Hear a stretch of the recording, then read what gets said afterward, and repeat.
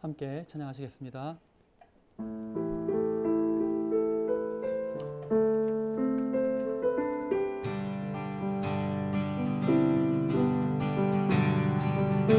모두 나와 주 경배하네.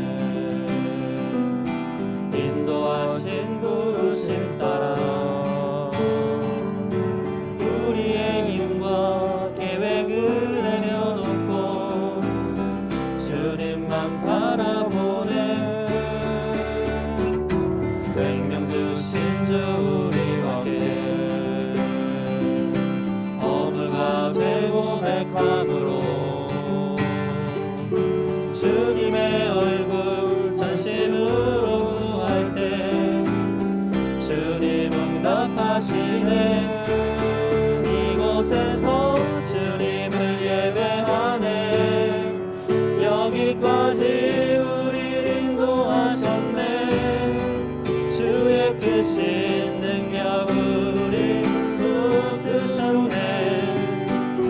주님 앞에 나올 때 이곳에서 우리는 예배하네. 행하신 일과 함께 노래하네. 우리를 돌이키시는 주의 계획 이곳에 세우셨네. 우리 위해 이곳에서 주님을 예배하네. 여기까지 우리를 인도하셨네. 주의 크신 능력 우리를 붙드셨네.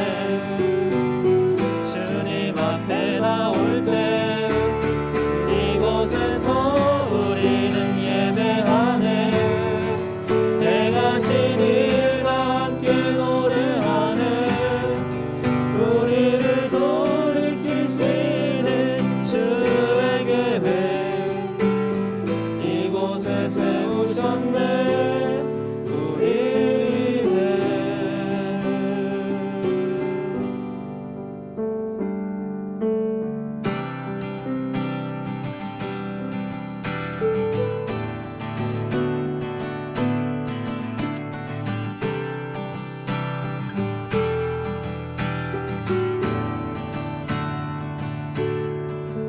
가장 높은 곳에서 가장 낮은 곳으로 찾아오셨네.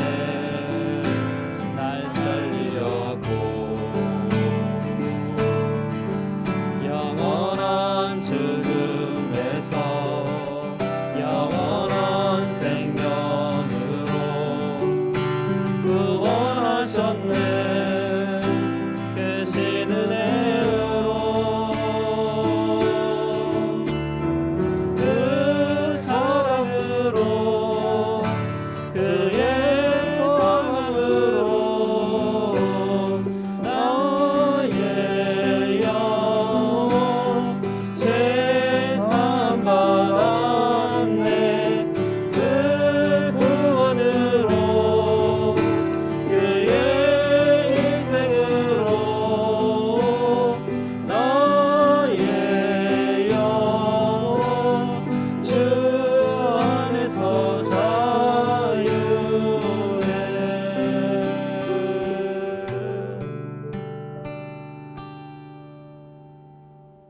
안녕하세요. 수요사경의 애청자 여러분. 2022년 새해 첫 수요사경에 시작합니다. 반갑습니다. 이경은입니다. 반갑습니다. 너무 예, 와! 가식적이군요. 와 해주신 백미님. 안녕하세요. 네. 그다음에 유기동 수사님 오셨습니다. 올 한 해도 차분하게 시작하겠습니다. 반갑습니다. 오, 진짜 차분하네. 나 와 하고 있는데. 한번더 목사님 안녕하세요. 네, 세면사랑학교 한문덕입니다. 저희 새해 인사 어떻게 한번 할까요? 새해 복 많이 받으세요, 여러분. 어떻게? 새해 인사요? 네. 그래도 새해인데 아닌가? 첫 방송인데? 글쎄 어떻게 해야 돼요? 그냥 하나 둘 셋 하면 새해 복 많이 받으세요 이렇게 하고 시작할까요? 그러니까 하나 둘 셋 새해 복 많이 받으세요. 이렇게 새해 됐는데 보통 새해 되면 다짐 하나씩 하잖아요. 이렇게 혹시 새해 다짐 간단하게 나는 올해 뭐 해야겠다 이런 거 혹시 있으시면 얘기해 주면 좋을 것 같은데 백미님 뭐 다짐 있으세요? 저는 올해는 꼭 건강을 건강? 다시 아, 챙기는 한 해가 되기를. 되기를 같이 같절히 되기를 네. 일이 좀 적어야 될 텐데요. 일도 일인데 좀 네. 나름 좀 이렇게 자기 관리, 아 자기 관리. 예, 그거 좀 더 해야 될 것 같아요. 그래요. 예. 필요할 것 같아요. 예, 나이가 이제 네. 있고 이래저래 그치. 맞아. 좀 챙겨야 될 게 많더라고요. 그래서 그러니까요. 올해는 그쵸. 좀 더 해서 좀 더 음. 예뻐지고, 아 너무 좋다. 네, 그러려고요. 네. 이 이상 예뻐질 수가 있습니까? 아우, 그럼요. 더 예뻐져야죠. 더 이뻐질 수 있어요. 왜 있어요. 그러세요? 큰일 나네. 더 예뻐지면 어쩌나. 네, 수도사님은 뭐 어떻게 새해 다짐 같은 거 있으세요? 네, 남녀노소를 불문하고 건강이 많이들 입에 오르내리고 있는 것 같아서 저도 건강했으면 좋겠고 새해 인사로도 많은 사람들한테 다른 건 다 필요 없고 그냥 건강했으면 좋겠다라고 끝맺음을 했거든요. 그렇게 하고 하나 더 한다면 받기보다는 주는 삶을 살자 그런 오. 마음을 가지고 진짜? 그래서 다 고마워요. 드렸잖아요. 뭘? 네, 그렇다고요. 네, 앞으로 그렇게 하도록 노력하겠습니다. 좋네요. 그러니까 네. 저도 아무리 생각해도 그 보통 새해가 되면 다짐 하나씩 뭐 할까 생각을 하자는데 저도 건강인 것 같아요. 시간 관리랑 그다음에 건강을 좀 챙겨야겠다. 그러니까 예, 그 생각 많이 들더라고요. 그러니까 그런 생각했어요. 목사님은 저요? 저는 올해 우리 교회는 네. 창립 10주년이 되는 해예요. 오! 저희랑 똑같네요. 벙커원이랑 벙커원 교회랑. 네, 같아요. 우리도 2012년에 오. 생긴 교회니까. 어, 그렇게 하고 또 저에게는 5월부터 10월까지 6개월 안식년이 주어져요. 네 맞아요. 그때 이제 몇 가지 하고 싶은 것들이 있긴 합니다. 첫 번째는 좀 가족들에게 그동안 제가 시간을 많이 못 내서 네. 가족들에게 시간을 내는 것 하나 하고, 그랬으시나요? 네, 그리고 책을 하나 써야겠어요. 제가 기독교 신앙, 그러니까 오늘날 21세기에도 그리스도교 신앙이 어떻게 우리에게 의미가 있는지에 대한 그런 좀 강의를 꽤 여러 번 했는데 그 자료들이 조금 있어서 그걸 잘 정리해서 책을 하나 쓰고 싶어요. 네. 그 두 가지 기대가 됩니다. 쓸 수 있을지 모르겠어요. 쓰셔야죠. 꼭 네, 쓰세요. 네, 시간을 잘 보내서. 네, 저희 북콘서트 해드리겠습니다. 기대됩니다. 아유, 저도 기대가 됩니다. 뭐 콘서트 그런 거는 부끄러워서 안 해도 되고. 평안한거가 출판사 차렸다는데 네. 네, 한번 맞아요. 쓰고 나면은 저희 첫 출책이 되는 건가요? 물에 좀 고민해 보죠 뭐. 아, 고민하시면 안 되세요. 여기서 낼지 아니면 고민하시면 다른 데서 안 낼지. 되세요. 네, 새해 계획입니다. 네, 좋습니다. 저희 시작할까요? 네, 들어갈까요? 네, 예, 네. 지난번에 그 지난주인가에 누가 네, AS 부탁하셨어요. 인사이더님께서 AS 주셨는데요. 성경을 아이와 읽을 때 어떻게 읽어야 할까요? 그냥 같이 읽고 나가면 되나요? 아이와 같이 성경 읽기 방법에 대해 말씀해 주세요. 네, 네, 되게 중요한 주제입니다. 이게 되게 중요한 진짜 주제예요. 맞아요. 그리고 진짜 어려워요. 네, 어려워요. 왜냐하면 성경이 아이를 생각하면서 쓰여진 문헌이 아니잖아요. 그러니까요. 기본적으로 네. 어른들의 세계이거든요. 그래서 이 성경을 아이들하고 어떻게 보느냐 이거 대단히 어려운 주제인데 단순하게 어린이 성경을 읽어주면 안 되나요? 그래, 네, 저도 그걸 추천하려고 하는데 어린이 성경을 잘 골라야 돼요. 네, 어린이 성경이 너무 유치한 내용을 담은 성경도 많거든요. 그래서 제가 사실 들고 왔어야 되는데 못 들고 왔습니다. 근데 몇 번 여기서도 한번 소개했던 것 네네, 같기도 한데 해주셨어요. 했었어요. 초반에. 예, 제일 지금 현재 나온 성경이 카톨릭 쪽에서 나오는 그림으로 읽는 성경 해가지고 아이들 성경이 구약 2권, 신약 1권 나온 것도 있고요. 그 다음에 데스몬드 투투 주교가 또 해서 나온 카톨릭 쪽에서 나온 어린 성경이 있어요. 그 다음에 개신교 쪽에서 나온 거는 독일 학자인데 베르너 라우비라고 손성현 박사가 번역한 어린이 성경이라는 책이 있어요. 그 손성현 박사가 번역한 그 베르너 라우비의 어린이 성경이 너무 좋아요. 예, 그 전에 한국신학연구소에서 아주 오래 전에 한 20년 전에 프랑스 어린이들이 성경을 읽고 그린 그림과 함께 나온 성경이 있었는데 그것도 너무 좋은 책인데 절판됐어요. 그거는 더 이상 안 나오고. 그래서 정말 그 어린이 성경을 잘 골라야 됩니다. 잘 고른다는 거는 일단 글의 내용이 너무 교리적이면 안 돼요. 예, 너무 교리적이면 안 되고 그리고 그림 같은 게 같이 있는데 그림이 너무 유치해서 안 돼요.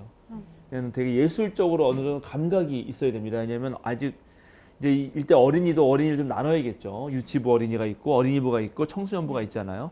대체적으로 그냥 유치부부터 뭐 초등학교 한 저학년 한 3, 4학년 전까지 정도 그 정도까지를 그냥 어린이라고 놓고 벌써 4학년 정도 되면은 이 이야기에서 뭐 상당히 그런 어떤 자신들의 고민을 할 수 있기 때문에 거기서부터는 조금 질의응답 되지만 그 더 전의 어린이 아직 그런 사유보다는 그림이라든가 훨씬 더 그런 이미지에 어떤 그 느낌이 풍부한 그런 아이들에게는 좋은 성경을 골라서 말씀대로 잘 읽어주는 게 되게 중요하다. 그냥 읽고 편하게 물어보면 좋아요. 읽다 보면 또 자연히 아이가 뭔가 질문을 해요. 그러면 그 질문에 대해서 이제 우리 한국의 많은 그리스도인들과 그리스도인 부모들이 제일 잘 못하는 게 뭘 알려주려고 그랬고 그걸 제발 하지 마라. 왜냐하면 대체적으로 지금 사실 문제는 어린이가 아니라 어른이 문제인데 어른이 알고 있는 게 대체로 잘못 알고 있거든요. 맞아요. 거의 다 문자적으로 알고 있고 잘못 알고 있어요. 네네네. 그리고 자기가 아는 거를 아이들에게 가르쳐 주려고 할 때 자기가 이해하는 그 나이와 때와 이런 게 아직 어린아이하고는 안 맞기 때문에 이게 발달 단계가 다르기 때문에 그걸 얘기한다 그래서 애가 그걸 이해하지 않거든요. 그래서 오히려 방법은 뭐냐면 대화를 잘 이어나가는 기술을 답을 알려주는 게 아니라 대화를 잘 이어나가는 기술을 터득해야 돼요. 그러니까 예를 들어서 뭐 하나님이 별을 만드셨다. 그러면 별을 어떻게 만들었어요? 이렇게 묻잖아요. 그러면 이제 답은 말씀으로 만들었지 이렇게만 할 거 아니에요. 그럼 안 된다는 거예요. 이렇게 다구치면서 그것도 모르냐? 뭐 그렇게 해서. 여기 써 있잖아. 말씀으로 말씀. 되어 있다고. 네네. 그게 옛날에 우리 어릴 때 가로치기 해가지고 하는 거. 주입식 교육. 그 완전 주입식인데, 아니 주입식도 좋은 교육인데 그 주입을 뭘 하냐에 따라서 주입식이 되게 좋은 교육이 될 수 있어요. 근데 그건 약간 다른 문제인데 어쨌든 그렇게 하는 것보다는 그래 너는 어떻게 만들었다고 생각하니라고 다시 물어주는 거죠. 비겁한데요. 아니, 왜요? 근데 그게 대단히 탁 훌륭해요. 던지고 계속 예, 어떤 다시 질문하면서. 그러면 얘가 나는 이렇게 만들었을 것 같아요. 그런데 성경에 보니까 말씀으로 만들었다고 하는데 그 말씀으로는 어떻게 만들었을까? 또 이렇게 계속 물어봐 주는 거예요. 계속 물어봐 주면서 대화를 이어 나가는 거죠. 그래요. 예. 그러면 하나님도 목소리가 나오나요? 글쎄, 목소리가 나왔을까? 만약에 목소리가 나왔다면 어떤 목소리일 것 같니? 사람 목소리일까?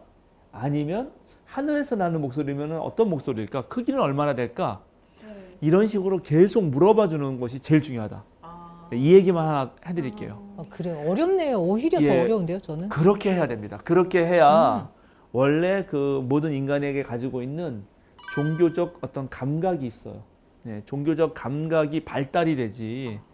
질문에 대해서 답을 줘가지고 마치 수학 공식 1 더하기 1은 2다 이렇게 하는 방식으로 알려주는 거는 최악의 종교교육입니다. 최악의 종교교육. 근데 지금 한국교회 100개 교회면 한 70, 80개 교회는 가로놓기 해가지고 거기다가 정보를 써놓는 걸 해요. 그렇게 해서는 기독교인으로 양성될 수가 없어요. 예를 들어서 그 사마리아 사람의 비유 있잖아요. 선한 사마리아 사람의 비유.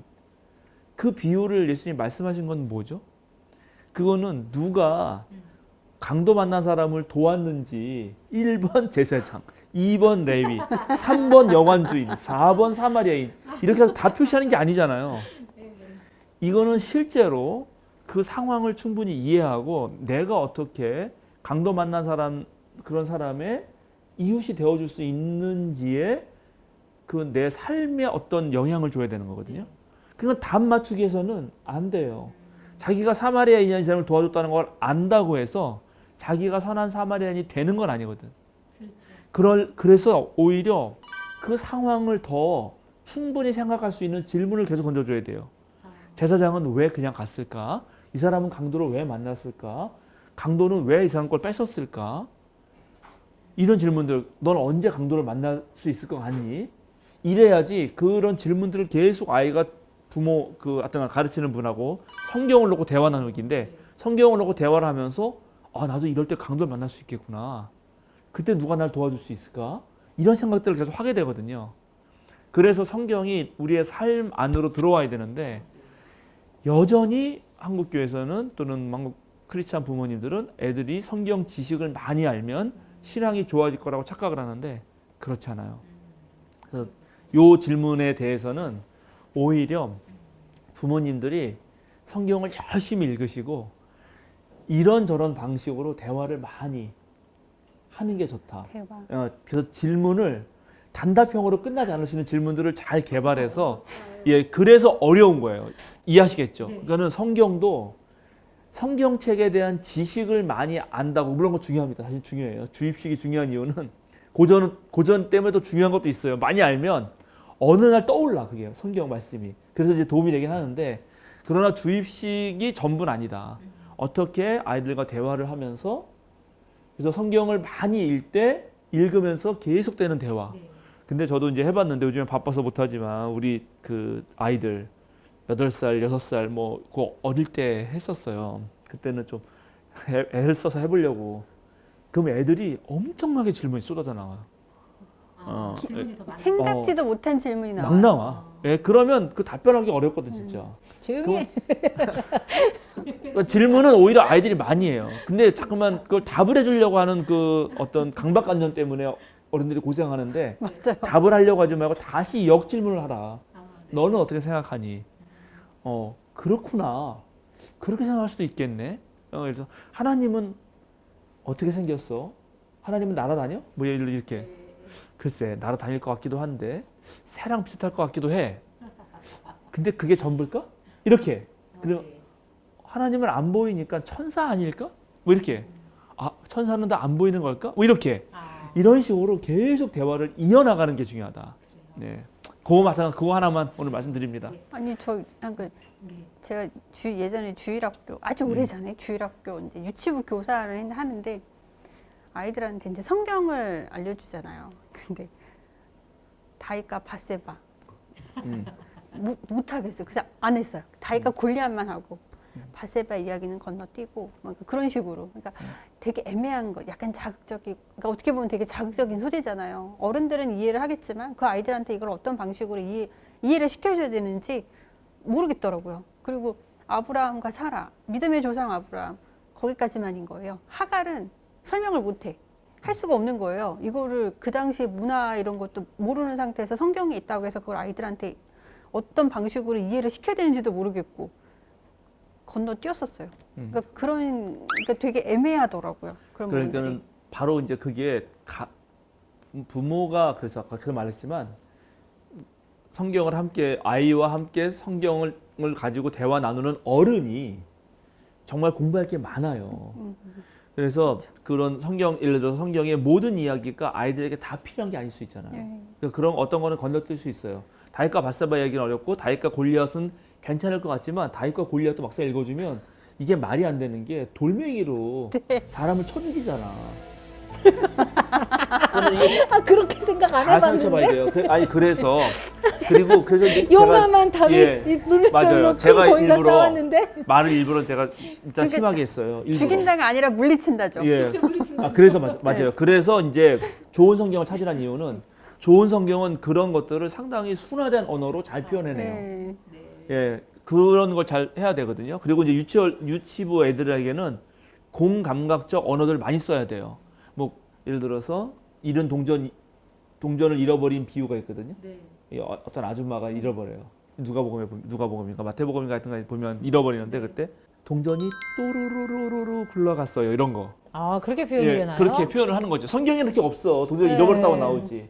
그러면 그런 거를 그 어린 아이에 맞게 만들려면 그렇죠? 그 아주머니가 이제 잃어버린 동전을 찾으려고 방을 구석구석 슥싹슥싹 뭐 이렇게 하면서 그런 찾아야 되는 거예요. 그렇게 한 성경을. 근데 그렇게 성경을 그러니까 우리가 읽는 성경과 다르게 애들 눈높이에 맞는 성경이면은 이렇게 내용이나 아니면 들어가는 것도 있고 빠지는 것도 있을 거 아니에요. 아니면 표현이 달라지는 것도 네, 있고 있죠. 문제 되진 않나요? 지금 우리가 가지고 있는 성경도 다 안 읽잖아요. 전수사님도 지금 다 빼뜨리고 다 안 읽었을 거 아니야. 애들도 그렇지 당연히. 그래서 상관이 없다. 아니 상관이 없진 않은데 이제 이렇게 되면 훨씬 더 공부를 많이 해야 돼요. 그러니까 기독교 교육 전공자가 해가지고 그 성경에서 빠져선 안 되는 그런 주제들이 있거든요. 창조라든가 구원이라든가 뭐 깨달음이라든가 사랑이라든가 여러 가지가 있잖아요. 그것을 한 12가지 정도 나눌 수가 있는데 그런 것들을 잘 드러내는 성경을 잘 뽑아야죠. 잘 뽑아서 그 내용들을 가지고 어린이 성경을 만드는 거예요. 그러니까 이제 이러면 훨씬 더 전문가 영역으로 들어가는 겁니다, 지금. 근데 제가 말했던 거는 뭐냐면 어린이 발달 단계에 맞는 언어들이 있단 말이에요, 어린이는. 그죠? 주기도문 제가 그때 또 말했어요, 여기서도. 이름이 거룩히 여김을 받으시오며. 거룩히 여김을 받는다는 말을 애들이 어떻게 합니까?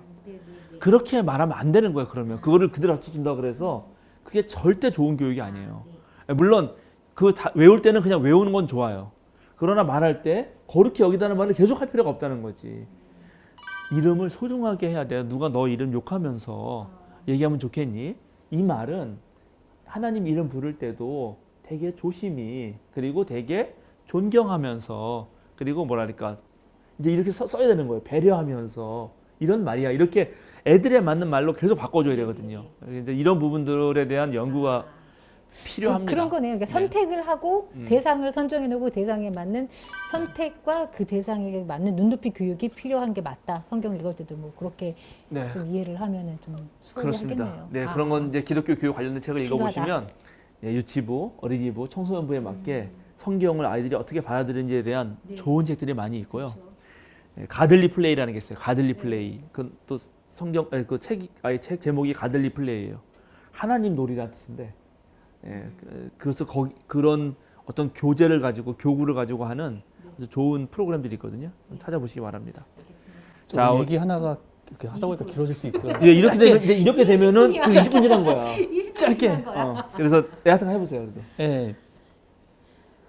그 주일학교 선생님들이 계시잖아요. 그러니까 일반적인 그 교회 내에서는 그렇게 봉사할 수 있는 사람들이 자발적으로 봉사할 수 있는 사람이 많지 않아서 타의적으로 이렇게 하셔야 됩니다라고 해가지고 하는 경우들이 종종 있을 것 같은데 그렇게 준비된 상태에서 아이들을 가르치게 되면 아까 말씀하셨던 것처럼 더 공부를 해서 아이들한테 잘 녹여낼 수 있음에도 불구하고 그렇지 못하고 말 그대로 주입식으로 이거 이렇게 해야 된다라는 식으로 제가 어렸을 때는 그런 주일학교 선생님들이 좀 있었던 것 같거든요.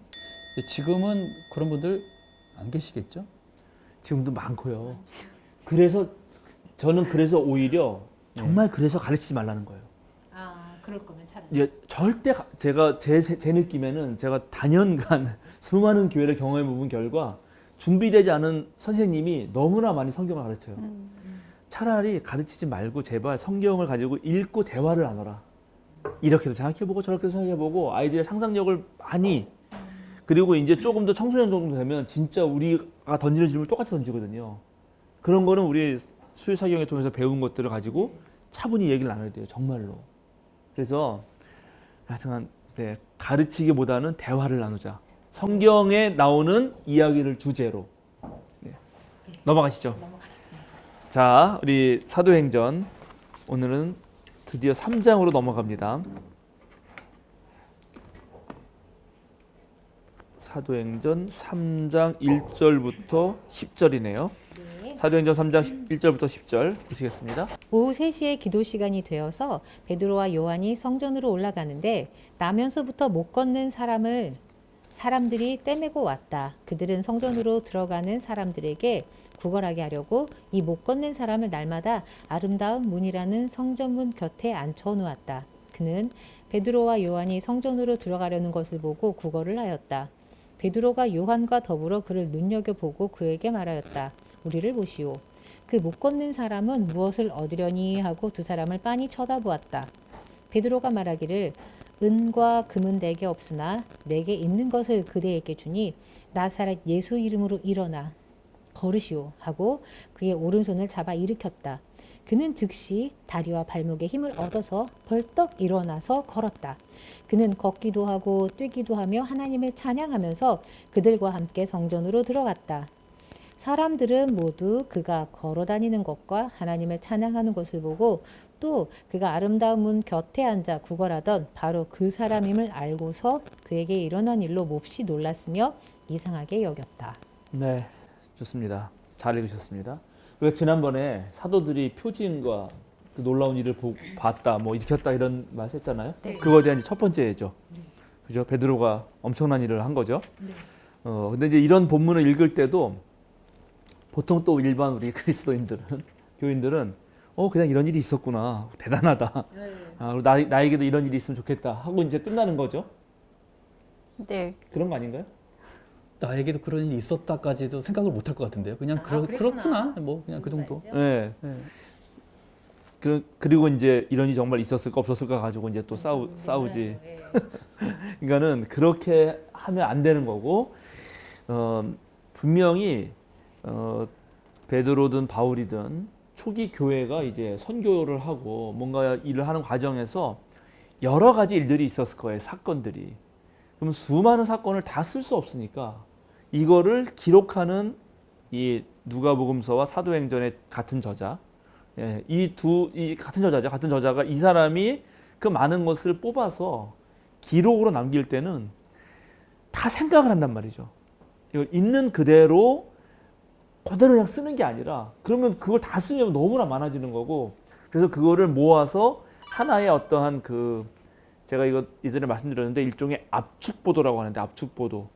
그러니까는 사도들의 엄청난 놀라운 일과 표징을 이제 베드로의 지금 하반신 지체장애 또는 하반신 마비 둘 중에 어느 걸지 모르겠지만 그런 좀 장애를 가지고 있는 이분을 고치는 이야기를 통해서 초대교회가 처음에 일으켰던 일들을 요약하는 거다.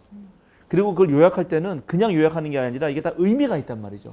왜 이렇게 요약하는지. 그리고 이 이야기를 쓸 때 이걸 읽은 사람들, 또 이 이야기를 들은 사람들, 이제 이런 이야기가 막 퍼져나갈 거 아니에요.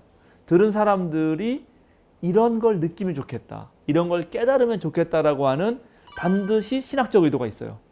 그래서 그런 걸 찾아내야 되는 거거든요. 그러면 이제 이거를 보면서 여러분들도 그런 걸 찾아냈어야 되는데, 지금 읽으면서 혹시 뭔가 여기서 이거는 그런 거 아닐까 하고 발견한 거 하나씩만 얘기해 보실까요? 요런 얘기는 요런 걸 깨달으라고 한 얘기 아닐까요? 이렇게. 없어요. 없어요? 다시 읽어야 될 것 같아요. 다시. 먼저 그 말씀 해주시고 읽었어야 되는데. 두 번 읽었잖아요. 네. 와닿죠. 수도사님, 너 없어요? 금방 지나가가지고 저도. 네, 그래서 이제 이런 것도 우리가 우리를 성찰해봐야 되는데, 보통 성경 봉독을 하라 그러면 네. 그래서 천천히 읽어야 돼. 사실은 이게 뜻을 생각하면서 이게 무슨 얘기일까. 그런데 근데 보통 다 그래요. 보통 다들 성경을 읽으라 그러면 소리내서 읽을 때 특히 그냥 문자만 막 읽어요. 그냥 그거를 생각하면서 읽지 않거든요. 그래서 차분히 생각하면서 읽는 훈련도 해야 되는 거지, 평소에. 그래서 애들하고도 성경 공부하면은 읽고 나서 자 무슨 얘기야? 그럼 또 봐. 몰라요. 맞아요. 맞아요. 대부분 다 그럼 그래요. 읽었으면 알아야 되잖아요. 네, 그러니까요. 그렇게 맞습니다. 맞죠? 네. 자, 그럼 우리 전사님. 저는 이거를 어디에 포인트를 맞췄었냐면요. 네. 인간금 내게 없으니 일어나 걸어라 기적에만 포인트를 맞췄는데 전 요번에 앞에 1, 2절을 읽으면서 못 걷는 사람을 떼매고 와서 앉혀놓은 사람이 있었네. 이 떼매고 온 사람들의 의도는 이 못 걷는 사람이 구걸하게 해서 돈을 벌게 하려는 거네. 그래서 느낌이 혹시 이 못 걷는 사람 앵보를 시켰던 나쁜 놈들이 있었나? 라는 느낌이 왔어요. 아, 그렇구나. 왜 떼매다가 와서 여기에 앉혀서 구걸을 하게 할까? 일단 이유야 뭐 이 사람을 위해서든 뭔진 모르겠지만 이렇게 하는 사람들이 있었구나. 라는 걸 좀 느꼈어요. 6절에 은가금은 내게 없으나 네. 내게 있는 것을 그들에게 이렇게 일어나 걸으라 이렇게 일으켰잖아요. 그러니까 옛날 같았으면 그냥 돈은 주지 않더라도 내가 너를 일으키겠다. 근데 지금은 그런 어떤 물질적인 것보다 예수님의 그런 이름 그게 더 중요하다. 뭐 오호. 이런 거 있지 않았을까요? 그렇죠. 이제 그런 게 대단히 중요한 거죠. 중요한 지점을 잘 짚은 거예요. 여기도 아까 사람들이 떠매고 왔다 하는 것을 이제 부정적인 입장에서 본 거죠. 근데 긍정적인 입장에서 볼 수도 있죠. 그렇죠. 예, 그러니까 이 사람은 보면 이 절을 이래서 성경을 꼼꼼히 읽고 자세히 읽는 훈련이 필요한 거죠. 나면서부터 못 걸었기 때문에 이 사람은 이동이 불가하는 거죠, 스스로는. 그러니까 누군가가 그렇게 해줘야지만 경제적인 벌이를 할 수가 있고 생존을 유지할 수가 있으니까 매일매일 이 사람을 도와주는 사람일 수도 있어요. 그죠? 그러니까는 그 양면이 다 있는 거예요. 네. 그런 식으로 읽어야 된다, 성경을. 차분히 하나씩. 아, 좋습니다. 선생님 혹시 뭐 지금이라도 떠오르는 거 있어요? 있죠. 네, 해보세요. 뭔가요? 그냥 갈 수는 없습니다. 네, 해보세요. 그러니까 의도적으로 갔을 수도 있겠다는 생각을 했어요. 1절에 오후 3시에 기도하는 시간이 되어서 베드로와 요한이 성전으로 올라가는데 네. 기도하러 분명히 성전으로 갈 건데 이게 이 한 번으로 그치지는 않았을 것 같다. 네. 그래서 여기 가는 골목에 이 당시에 갔던 사람은 이제 그렇죠. 일어나지 못하는 사람이 갔었을 것이고 아니면 그 외에 그 자신의 어떤 어려움을 필요로 하는 사람들이 이 사람 말고도 더 많이 있었을 것이다라고 네. 유추해 볼 수 있을 것 같아요. 좋습니다. 그러니까는 바로 지금 수도사님이 그렇게 말할 수 있는 근거는 오후 3시에 기도 시간이 되었다는 거예요. 그러니까 이건 기도하는 매일매일의 시간이 있었던 거고 그때 많은 사람들이 기도하러 갔다는 거죠, 성전에. 그리고 이제 이런 구절이 딱 읽어주는 순간 이래서 이제 주입식 교육의 필요성은 여기서 나타나는 건데 아, 성전으로 기도하러 간다? 예수님이 성전을 보고 뭐라 그랬죠?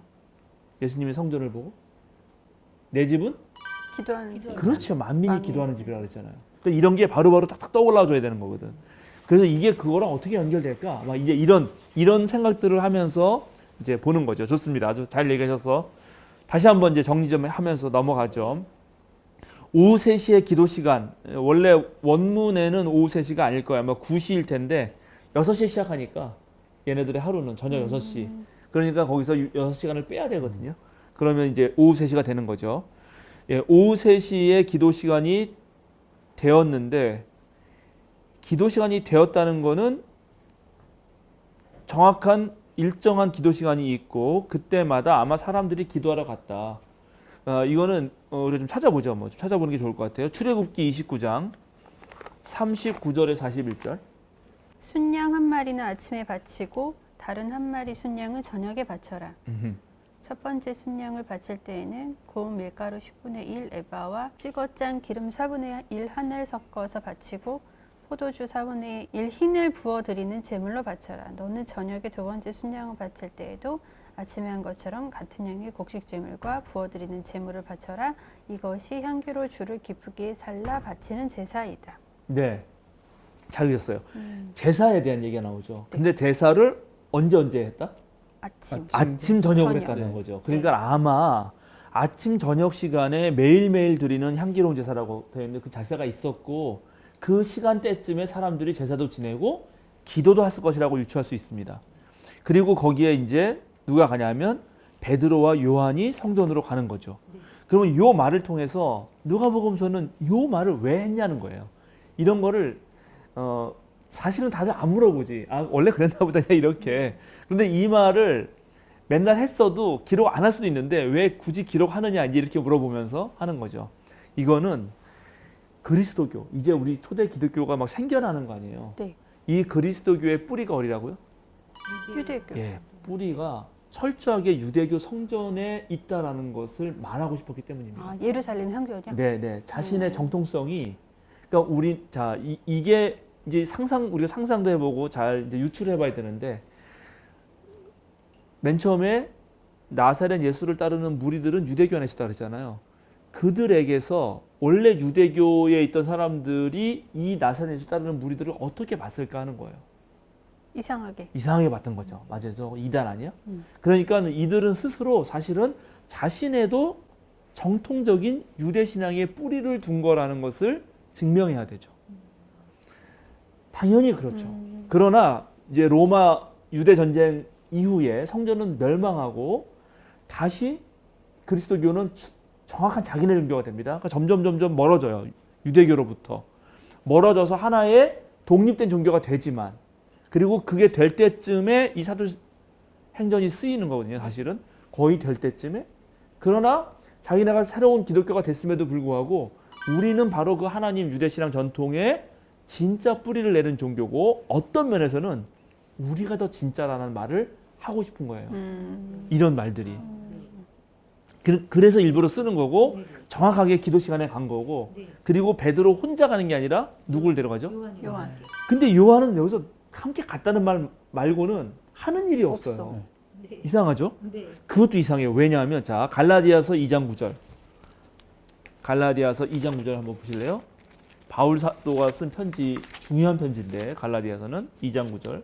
읽어주시죠. 그래서 기둥으로 인정받는 야고보와 게바와 요한은 하나님께서 나에게 주신 은혜를 인정하고 나와 바나바에게 오른손을 내밀어서 친교의 악수를 하였습니다.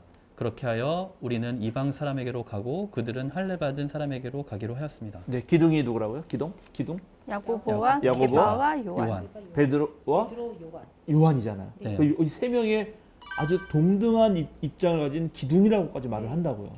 그러니까는 요한의 위치가 단순히 베드로의 보조적 역할 정도는 아니란 말이죠. 상당히 중요한 위치였을 거라는 거예요. 그럼에도 불구하고 이제 이렇게 별로 말하기 없는 거는 이거는 누가가 역시 베드로를 훨씬 더 존중했다는 걸 첫 번째 알 수 있고 그러면 베드로만 등장시키지 네. 뭘 또 요한까지 하냐. 네. 이거는 이제 두 명이 중요해요. 두 명. 아. 두 명은 고대의 증인이 어떤 일이 벌어지면 반드시 두 명은 있어야 증인이 되거든요. 그거는 지금 초대 교회가 다시 유대교 전통의 뿌리를 박은 우리가 그렇게 무슨 부족한 근거도 없는 그런 종교가 아니라 유대교 전통의 뿌리를 내린 종교고 어찌 보면 우리가 더 정통성이 있다고 말할 수도 있고 그것의 증인이 바로 둘이 딱 있다는 거죠. 베드로와 요한. 충분한 우리 증인이 있는 거고 그리고 또 그렇게 말함으로써 우리 지난번에 말했듯이 베드로가 열한 사도와 함께 일어나서 말했다 그랬잖아요. 네. 그렇게 집단 대표성을 함께 보여주는 얘기를 쓰는 거란 말이죠. 별거 아닌 것 같지만 요 한 절에 그런 말들이 있는 것입니다. 그런데 이제 그렇게 올라가는데 보니까 나면서부터 못 걷는 사람이 있었던 거예요. 나면서부터 못 걸었다는 거는 이분이 장애가 선천적이라는 거죠. 네. 그리고 이제 오늘 읽질 않았지만 4장 22절 보면 찾진 않겠는데 거기에 이 사람에 대한 얘기가 나오는데 4장 22절에 보면 이 사람이 나이가 40이 넘었어요. 그러면 나면서부터 못 걸었는데 40이 넘으면 몇 년 동안 힘들었던 거예요? 평생. 최소한 40년은 힘들었던 거예요. 40 넘었다고 하니까. 그죠? 그러면 이 사람이 얼마나 그동안 고생했을지를 이거를 이제 보여줍니다. 그리고 그걸 더 심각하게 얘기해 주는 게 바로 사람들이 떠매고 왔다는 거잖아요. 사람들이 떠매고 왔다는 거는 이 사람이 스스로 움직일 수 있다 없다? 없다라는 거예요. 그래서 이 지금 나면서부터 못 걷다고 할 때 이 못 걷는 정도가 정말 하반신 마비인지 아니면 좀 지체 장애만 있는 것인지 이거를 두고 정확한 걸 잘 모르거든요. 옛날 번역에는 하반신 마비인 경우는 안진뱅이라고 불렀는데 그리고 하반신 지체 장애자 같은 경우는 절름발이라고 불렀죠. 근데 두 표현 다 이게 장애인들을 비하하는 표현이라서 쓰면 안 돼요. 사실은 앞으로도 이제 안 쓰는 게 좋습니다. 예, 그러나 어쨌든 이 표현으로 봐서 이 사람은 무척이나 힘들었겠다 삶이 그걸 보여주고 그리고 사람들이 그래도 아까 이제 이건 긍정적으로 많이 봅니다. 부정적으로 보는 앵벌이라고 생각하는 학자는 이경원 전사님이 유일할 확률이 높아요. 감사합니다. 유의했습니다. 네. 그래서 어쨌든 네. 사람들이 계속 도와주는 거죠. 이 사람 불쌍하니까 그래도 뭔가 구걸이라도 하게 해주려고 성전에 문 앞에 데려다 놓습니다. 그럼 이제 기도하러 가는 사람들, 제사 지내러 가는 사람들이 이 사람을 불쌍한 걸 보고 좀 도와주면 그래서 이 사람이 그거 가지고 참 생존을 유지하겠다. 불쌍하네요. 구걸이라도 하면서 그래도 사세요 이게잖아요. 그러니까 되게 힘들겠다라는 게 너무 느껴지는 그렇죠. 거죠. 왜냐하면 그렇지 않으면 살 근데 수가 없으니까. 그러니까 다른 사람들이 도와줄 수 있는 건 없고 없는 거죠. 그러니까 큰 거잖아요. 해줄 수 있는 게 아무것도 없는 이 상황에서 주변에 사람들 다 근근히 살아가는 사람일 거다라는 뭐 생각을 또 그런 하게 건가요? 되는 것 같아요. 이게 부자라면 네. 도와줄 수 그렇죠. 있었는데 그러니까 아니 그리고 가족도 한 명인 거죠. 가족이 있으면 꼭 그렇게까지 나가서 구걸이라도 되려 해야 되는 상황이 되는 성전 거예요. 근처에 이런 사람들이 많았을 것 같아요. 그래서 저는 이제 현대식으로 앵벌이 아니야 이렇게라도 막 이렇게 이 한 되는 사람은 그런 있지는 느낌인 않았을 것 거지. 같아요. 그럴 수도 있어요. 예, 물론 그럴 수도 있을 겁니다. 예, 충분히 많은 구걸한 사람이 있을 텐데 그 중에 이 사람을 택한 걸 수도 있어요. 다 얘기할 수는 없으니까 당연히 아주 좋은 말씀이고 그런데 이제 기본적으로 우리가 1세기를 떠올려야 되는데 그러니까 지금 인류가 이렇게 잘 살게 된 건 얼마 안 됐어요. 계속 말씀드리지만 1세기는 한 90% 정도가 그냥 농사를 지으면서 근근히 살아가는 사람들이고 그 중에 한 90% 중에 60, 70%는 절대 빈곤이에요. 그러니까 90% 중에 60%가 절대 네, 빈곤이니까 6, 70은 절대 빈곤이에요. 그러면 이 사람과 이 사람의 가족들도 절대 당연하죠. 빈곤층이고 주변 사람들도 다 절대 다 빈곤층이기 그렇죠. 때문에 나와서라도 네. 국어를 해야 되는 그래도 자기가 일단 자기 밥벌이는 해야 되는 그런 그래서 그 장애인이니까 일단 비나 그 뭐 음. 되게 뭐라 그러죠? 사람들한테 천대를 받았을 것 같아요. 죄인이라고. 그것도 그렇죠. 그럼 분위기상. 좋아요. 이제 우리가 배운 것을 다 총동원해 보죠. 일단 왜냐하면 이래서 중요한 거거든요. 이게 좀 여러 가지 의미가 있어요. 조금 아니까 별지 생각이 돼요. 네, 예. 맞아요. 좋은 말이에요. 일단은 자 나면서부터 못 걷기 때문에 육체적인 불편함과 통증이 있겠죠. 뭔가 힘들 거예요. 그 다음에 이동과 움직임을 혼자 못 하니까 거기에 따르는 또 얼마나 힘들겠어요. 그죠? 스스로 못 움직이는 거. 근데 그 둘 때문에 생기는 문제는 뭐냐면 경제적 빈곤이에요. 일할 수가 없잖아요. 어른이 일을 안 시켜주죠. 오늘날도 지금 장애인들이 실제적으로 일할 수 있는 데가 많지가 않잖아요. 그런 사회적인 어떤 그것 때문에도 그러고 또 우리가 계속 배웠지만 1세기에 이런 장애를 입고 태어나는 거는 이건 뭔가 죄가 있어서 뭔가 하나님에게 벌을 받아서 그런 거다라는 그런 사회적 편견이 있잖아요. 그러니까 종교적 차별의 괴로움도 있어요. 종교적 차별의 괴로움은 단순히 종교적 차별의 괴로움에서 끝나는 게 아니라 1세기는 종교와 사회가 종교와 정치가 분리되지 않았기 때문에 이거는 곧 공동체로부터의 소외와 배제를 의미해요. 자, 그러면 어떻게 살죠? 그나마 친구들이든 누구든 착한 사람들이 이 사람을 거기다가 가져놓고 또 지나가면서 자선이 이제 유대인에게 경건행위였기 때문에 자선을 베푼 사람들이 자신의 경건행위를 하는 그걸 통해 자신을 드러내기도 하고 또 그렇게 착한 사람들도 있어서 그나마 먹고 살았던 거죠. 그러니까 지금 이 사람은 이 장애로 인해서 엄청난 고통에 40년 넘게 살고 있다는 것을 강력하게 보여줍니다. 이 짧은 말이지만. 근데 되게 웃긴 게 이 사람이 상황은 너무 비참하고 추한데 힘든데 이 사람이 앉아 있는 곳은 아름다운 문이라고 하는 성전 문이에요. 근데 아름다운 문이라는 건 없거든요. 성전에 없습니다. 그 미문이라고 미문이 아름다운 문이잖아요. 맞잖아요. 그래서 그 이름 자체가 미문이라서 아름다운 아닙니다. 문이 아니었던 거예요. 아닙니다. 세 개의 문이 있어요. 네. 세 개의 문이 있는데 그 세 개 다 아름다운 문이 아니에요. 근데 그럼 그 이름을 칭하는 애칭이라고 있었던 건 아니었어요. 그러니까 이제 그래서 애칭일 거라고 생각을 네. 하는데 뭐가 그러면 아름다운 문이었겠나 그 세 문 중에. 그래서 이제 많은 학자들이 니카노르 문이라고 있는데 그 문이 청동구리로 만들어서 혹시 그게 미문이라고 부르지 않았을까라고 생각을 하는데 그걸 확인할 수는 없습니다. 그러니까 어쨌든 미문이라는 문은 없어요. 그러니까 성전 세 문 중에 하나예요. 그런데 이 아름다운 문이라는 말을 언제 쓰냐 하면 맨 마지막에 써요. 10절에. 그죠? 10절에 보면 또 그가 아름다운 문 곁에 앉아 구걸하던 바로 그 사람임을 알고. 근데 여기에 원어를 보면 여기 문이라는 말이 없어요. 그럼요. 아름다운 곁에 이런 뜻이에요.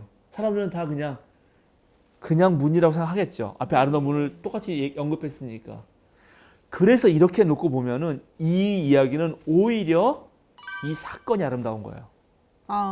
그런 거 아닙니까? 이 사건이 얼마나 아름답습니까? 이 사건이. 이 사람의 고통이 모든 게 해결됐잖아요. 자, 그럼 왜 아름다운지 더 좀 봅시다.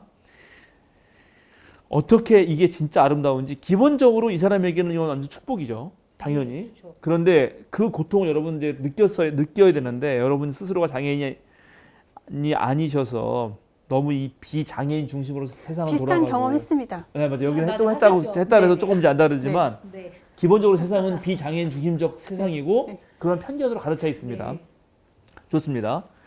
그래서 이제 그렇게 있는데 베드로와 요한이 성전으로 들어가는 걸 보고 구걸을 했죠. 네. 그러니까 이건 이 사람이 일상적으로 했던 걸 거예요. 네. 예, 아까 말한 대로 돈이나 좀 네. 금전이나 좀 바라면서 그랬는데 베드로와 요한이 한 게 뭐냐 첫 번째 그를 어떻게 했죠? 눈여겨보고.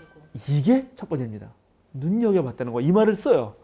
예? 그죠? 네. 그냥 그를 요한이 그 베드로가 요한과 함께 그에게 말하였다 이렇게 할 수도 있거든요. 네.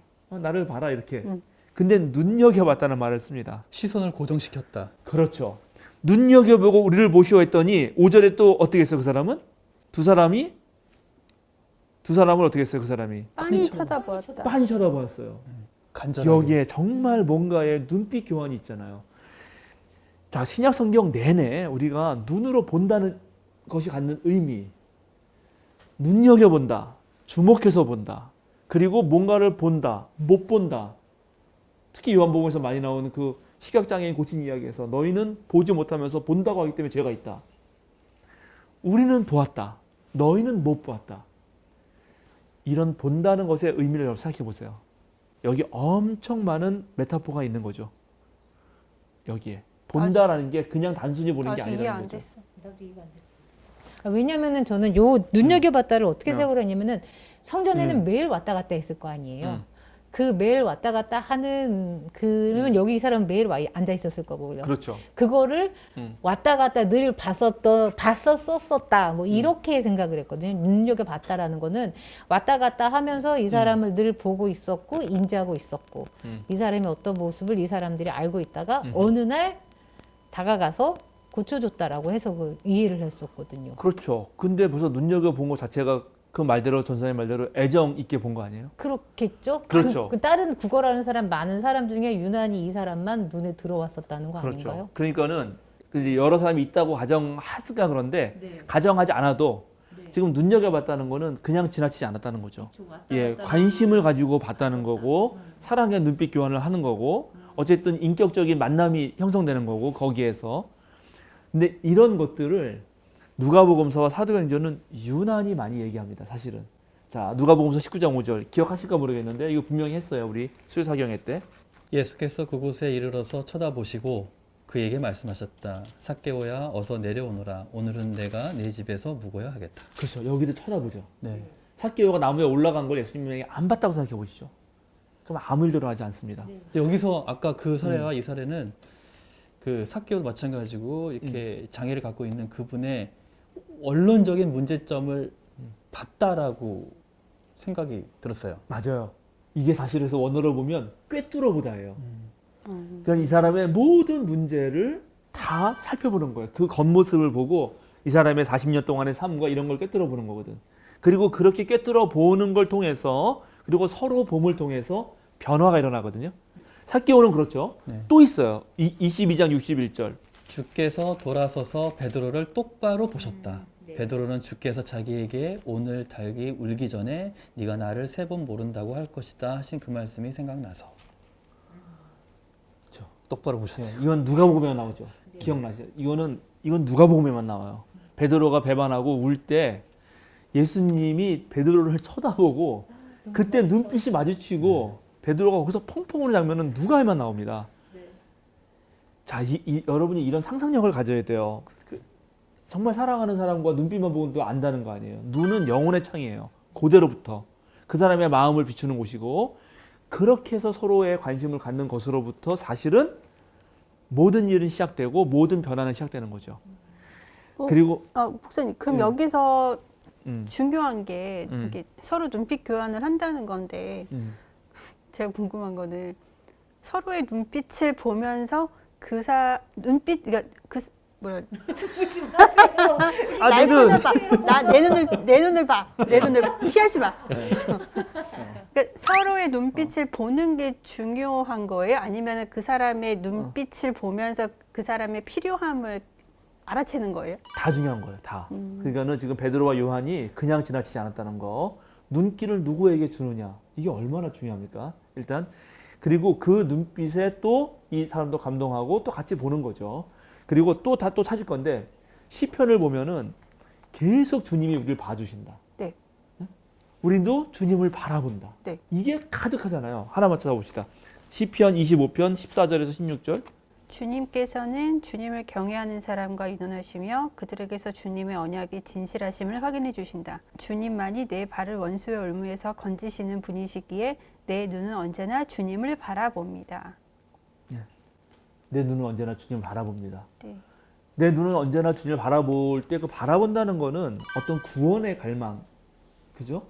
뭔가 그런 거거든요. 그러니까 지금 다 그런 내용 속에서 이 말을 누가는 유독 쓰는 거예요. 삭개오도 예수님과 눈이 마주쳐서 만나서 구원이 일어났고요.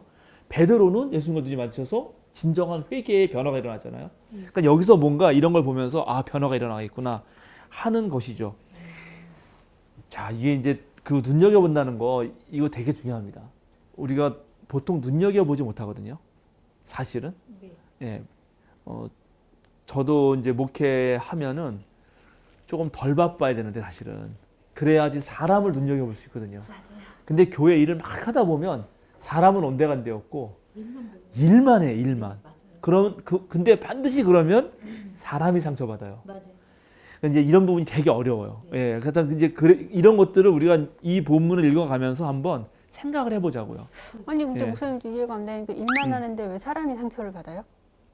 그래서 상처를 받는 거예요, 사람이. 아니 왜 일 되게 잘 되게 하려고 일을 하는데 왜 사람이 상처를 받아? 그 사람의 상황과 이런 형편을 살피지 않고 일을 막 시키거든.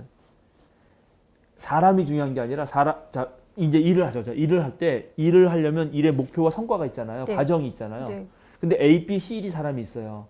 A, B, C, D는 저마다 다르고 자라온 환경이 다르고 이 일을 풀어가는 방식이 다 달라요. 그런데 시키는 사람 입장에서는 그 사람의 특성이라든가 형편을 전혀 보지 않고 이 일을 A, B, C, D인데 너 왜 못했냐고 말을 한다고 보통은. 그렇죠. 본인이 원하는 스타일대로 예, 사람을 보통은 아니, 그렇게 해요. 그래서 언제까지 달성해야 되니까 빨리 해. 왜 못해? 하고 무조건 하다가 노동자들이 죽는 거고요. 왜냐면 이거는 이때 안에 무조건 완공을 해야 되거든. 그러니까 이 사람은 지금 아프든 안 아프든 상관없어요. 이거 빨리 해야 되니까 출근하라는 거지. 아니, 회사 말고 교회에서. 아니 이거는 마찬가지예요. 똑같은 거예요? 교회도 그러기가 쉬워요. 아까 말한 대로 주일학교 교사는 해야 되겠고 그렇죠. 성가대는 해야 되고 그러니까 무조건 가서 성가대 하시라고 하고 노래 좀 잘하시네? 성가대 하세요. 아니 좀- 목적과 목표가 있는데 그거 아니 그래서 이제 좋은 우리가- 사람이네. 네. 우리가 흔히 잘못되셨더니. 이제 흔히 일반적으로 심리학에서도 다 말하죠. 일 중심적 사람인가? 사람 중심적 사람인가? 관계가 중요한가? 성취가 중요한가? 이런 거 되게 많이 있어요. 그러니까는 이런 것들 한번 같이 생각해 보게 하는 구절이다. 저는 반대로 생각했어요. 나는 눈길을 주기를 바라고 있는데 안 주고 가면 섭섭하겠다. 그럴 수도 있죠. 네, 예, 여기- 당연히. 여기 많은 사람들의 눈길을 택함을 받은 이 못 거는 사람이 있는가 하면 다른 사람들이 있다면 그 사람들도 뭔가 간절함을 바라지 않았었을까? 그래서 그런 부분들을 한 사람이 다 할 수 없기 때문에 여러 사람들이 그 부분을 나눠서 하는 게 교회에서 하는 거겠죠. 그렇죠. 그러니까 지금 이현 원사님처럼 충분히 생각할 수 장난은 있어요. 안 되고. 여러 명이 있고 여러 명이 있는데 왜 이 사람한테만 갈까를 생각할 수 있는데 이거 쓴 사람은 그 생각 전혀 안 하는 거예요. 그러면 똑같아요. 왜냐하면 베데스다 연못과도 마찬가지예요. 거긴 노골적으로 말하잖아. 노골적으로 또 근데 예수님은 한 면만 고치거든. 그 얘기를 하려는 게 아니라는 거지. 네, 이 사람들은 지금 그 얘기를 하려는 게 아닌 거예요. 지금 여기 벌어진 이 일에 대한 어떤 얘기를 하고 싶은 거죠. 근데 우리는 얼마든지 독자로서는 다양하게 생각해 수 있는 거예요. 괜찮다는 거죠, 그거는. 자, 그래서 이제 봤습니다. 그랬더니 베드로가 하는 말이 이제 이 6절이 정말 핵심이죠. 아까 말한 대로. 은과 금은 내게 없어요. 왜 없죠? 베드로도 가난하니까. 있는데. 있어요? 아니 초대교회 가난하니까? 돈들이 많았어. 그러니까 헌금 많이 했을 거 아니에요. 내게 아니죠. 내 거는 아니죠. 공동체. 이거예요, 이거 바로 이거. 그거죠. 그러니까 이 앞에랑 그거는 연결해야 되는 아니죠. 거. 이래서 우리가 성경을 좋은 생각하시는 분이네.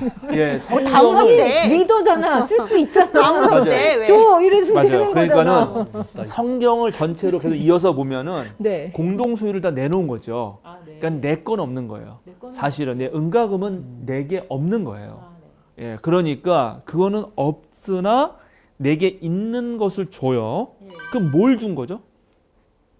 나사렛 예수 그리스도 이름으로 일어나 걸으라고 그건 명령한 거지. 뭘 준 거예요? 뭘 준 거죠? 이거 되게 이상해. 따지기 시작하면 일으킨 거? 이렇게 예수 그리스도? 예수 그리스도를 준 건가요? 네, 그래서 이게 약간 이상해요. 은과 금은 확실히 줄 수 있는 거잖아요. 네. 근데 이거는 뭘 준 것 같지는 않거든. 그러나 총체적으로 보면 이거는 지금 은과 금이 아닌 지금 여기 나사렛 예수 그리스도의 이름이라고 하는 이것과 관련된 무슨 일이 벌어진 거죠. 지금 이 베드로가 한 거는 발화, 말밖에 없어요. 네. 나사렛 예수 그리스도의 이름으로 일어나 걸어라. 근데 이 말이 실제로 작용했고 작용해서 이 사람은 변했습니다. 이 변화는 엄청나게 놀라운 거예요. 지금 이 사람은 아까 우리가 고통을 다 나열했잖아요. 그 고통 중에 하나만 해결하려고 했던 거예요. 뭐냐? 경제적 빈곤만 어떻게 해결하려고 구걸해서. 그런데 지금 이 사람은 이 모든 고통의 근원이 되는 몸의 불편함이 완전히 해소됐어요. 그죠? 건강을 얻었잖아요. 온전함을 얻었잖아요. 그러면 이제 더 이상 죄인도 아니고요. 사회적 소외로부터 배제된 것도 해결할 수 있고요. 돈도 벌 수 있고요. 고통도 사라져요. 그러니까 이거는 놀라운 기대 이상의 선물을 얻습니다. 근데 그게 누구의 이름으로 된다? 나사렛 나사렛 예수 그리스도의 이름으로 됩니다. 저 이게 이상해요. 예. 자, 이제부터 얘기를 해보죠. 그래서 이거를 단순히 표면적으로 문자로 읽으면은 이거는 안 돼요, 지금. 내가 지금 가서 누구 장애가 있는 분한테 나사렛 예수의 이름으로 일어나 걸으시오. 그 사람이 일어나 안 걷지. 안 걷죠. 예, 말도 더듬어지네. 권능이 못 없어요. 걸어요. 네. 못 걷죠. 그건 당연히 안 되는 거예요. 그거를 읽고 그대로 하면 안 되지. 그래서 이래서 요약보도라는 거예요. 근데 놀라운 거는 자, 예수라는 이름의 뜻이 뭐예요? 예수. 예수의 히브리어는 구원하시다? 그렇지. 네, 여호수아예요. 여호수아. 네. 여호수아는 야훼가 구원하신다는 뜻이에요. 정말 구원이 일어났잖아요. 그 이름대로. 그러니까 이거는 이름이 그대로 실제화됐다는 것을 가장 강력하게 보여주는 그런 상징이죠. 그잖아요. 이게 제가 이제 궁금했던 거는 의아했던 거는 지금 성전으로 성전 앞에서 일어나는 일이잖아요. 성전 앞에서 야훼의 이름으로 일어나라가 아니라 나사렛 예수 그리스도의 이름으로 일어나 걸으시오 했단 말이에요. 그럼 다른 사람들이 봤을 때는 쟤네 진짜 되게 야훼의 이름이 아니라 다른 이름으로 어떤 이적을 행한 거잖아요. 그렇죠. 그러면 굉장히 사람들의 이목을 집중시킬 수 있는 거고 어떻게 이단으로 음. 찍힐 수도 있는 상황인데 음. 이걸 굳이 이렇게 했다라는 게 약간 좀 되게 의아했었어요. 그거는 대단히 좋은 지적이고 다음 주에도 또 그건 얘기할 거고. 네. 맞아. 그건 대단히 좋은 지적이에요. 왜냐하면 이거야말로 대단한 거죠. 아까 말한 대로 야훼 이름이 아니라 예수 이름으로 하는 거고 이게 초대교회 선포 아니에요. 되게 두려웠을 상황이었을 것 같은데. 이게. 그런데 용기 있게 하는 거고요. 지금 잡혀가든 말든 하는 거고. 예수님이 하나님이에요. 지금 이미 이렇게 된 거예요. 예수님이 주님이고 예수님이 메시아입니다. 이거는 야훼 이름으로 옛날에 해야 되지만 이제는 나사렛 예수의 이름으로 하는 거고.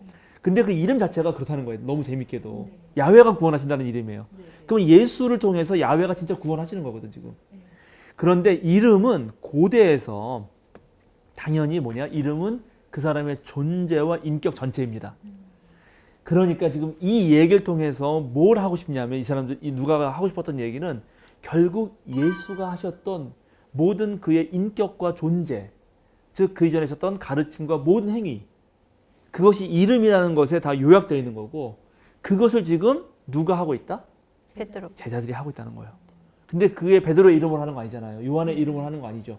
베드로와 요한, 즉 초대 공동체의 교회가 벌이고 있는 일은 예수의 인격과 존재를 그대로 실현하는 일이고 그 실현 속에서는 선물처럼 구원이 오는데 그것은 바로 이렇게 40년 이상 넘게 아주 극심한 고통에 놓여 있는 다양한 육체적 고통뿐만 아니라 사회적 그런 배제와 차별, 종교적 차별로 고통당하는 사람이 어떻게 된다? 온전하게 회복되는 사건이 벌어진 것이다라는 말을 하는 것입니다. 그럼 그거를 이렇게 상징적으로 보여주는 거예요. 그럼 여기 꼭 나사렛 예수 그리스도의 이름으로 했잖아요. 네. 그럼 여기서 나사렛이 꼭 들어가는 이유가 예루살렘과 이렇게 대립되는 지난번에 말했죠. 그런 그러니까 건가요? 나사렛부터 시작돼서 나사렛 그 아주 구체적인 그 나사렛 청년 예수로부터 그의 모든 일생과 삶을 다 기억하면서 그분이 부활을 통해서 주님이 된 그걸 통틀어서 말하는 거예요. 그래서 여기 앞에는 나사렛, 뒤에는 그리스도. 그 두 개가 다 있죠. 지금 네. 베드로 설교 기억나시죠? 네. 나사렛부터 시작해서 이분을 주님이요 그리스도가 되겠습니다라고 했으니까 그걸 다 통틀어서 말하는 그럼 것입니다. 나사렛이라는 네. 단어 하나로 모든 게 다 설명이 되는 거네요. 그 앞에 역사적 예수에 대한 게 설명이 되는 거죠. 아주 낮은 곳부터 그리스도라는 거는 그거는 아무나 되는 게 아니잖아요. 가장 높은 데까지 되는 거죠. 좋습니다. 그리고 이제 더 놀라운 것은 바로 이런 일들이 지금 성전 앞에서 일어난다는 거예요. 성전 네. 앞에서. 예수님이 누가복음서에서도 마찬가지인데 취임 설교를 하시고 첫 번째 기적을 일으키시는 부분은 어디냐면 바로 안식일에 회당에 들어가서 더러운 귀신, 우리 말로는 악한 귀신을 쫓아내는 일이었어요. 그래서 그거 제가 할 때 악한 귀신이 회당하고 연결된다는 사실을 기억하라 하고 얘기했습니다. 여기 지금 성전하고 지체 장애자하고 연결되어 있어요. 이거는 더 큰 뜻을 따지면은 성전이 불구라는 거예요. 성전이 불완전하다는 거예요. 이제 이 성전을 새롭게 치유하는 존재들은 누구다? 우리라는 거죠. 우리 그리스도교라는 거예요. 야, 엄청나죠. 이거 엄청난 겁니다. 지금 한국 개신교는 망했다. 이제 드디어 평화나무가 진짜 기독교의 모습을 보여주겠다. 이런 포부와 비슷해요. 그렇게 될 수 있는 능력이 있는지는 아직 모르겠지만 자 그렇게 놓고 이제 좀 더 빨리빨리 보겠습니다. 하는 게 과정을 보세요. 그렇게 해놓고 오른손을 잡습니다. 자 예수님 똑같죠. 네. 자 이게 죄인을 잡는다는 거는 부정의 연결이잖아요. 계속 말씀드렸죠. 근데 예수님 계속 신체적 접촉을 하죠. 그래서 부정 타는 사람이 돼요. 이거는 계속 말씀드렸지만 정부정 체계. 당시에 매우 중요했던 깨끗하냐 더러우냐 죄인이냐 아니냐 그걸로 사람을 갈라쳤던 것을 무력화시키는 장치잖아요. 죽은 사람은 손을 잡아서 일으켰다든지 예수님도 그렇게 했고 직접 만졌고 여자가 옷을 막 예수님 만지고 이런 거 전부 다 그걸 똑같이 행하고 있죠. 그리고 직접 손을 잡아 일으키는 거는 이제 인격적 친밀함을 표현해 주는 거예요. 그렇죠. 진짜 치유는 그런 거가 됐을 때 가능해요. 예. 그러니까는 조언 같은 거 이런 거 할 때도 진짜 내 조언이 상대방의 변화를 일으키려면 먼저 라포가 형성된다면 해야지 그런 것도 안 했는데 말만 하잖아요. 그러면 재수 없는 사람 되는 거예요. 대단히 조심해야 돼. 알았죠? 그러니까 진짜 친구가 나한테 얘기를 해주면 걔가 아무리 나한테 욕을 해도 기분이 안 나빠요. 아 내가 뭔가 정말 잘못했나 보다. 다시 바꾸거든요. 그러니까 이제 그렇게 되는 거죠. 그러니까 제 말 좀 들어요, 선생님. 갑자기? 좋습니다. 그래서 하여튼간 예, 뭐 다 찾지는 않겠지만 성경에 여러 군데 이건 다 예수님의 사역도 나오고 계속 그 초대교회 제자들에게서도 이렇게 이제 리더들에게서도 이어집니다.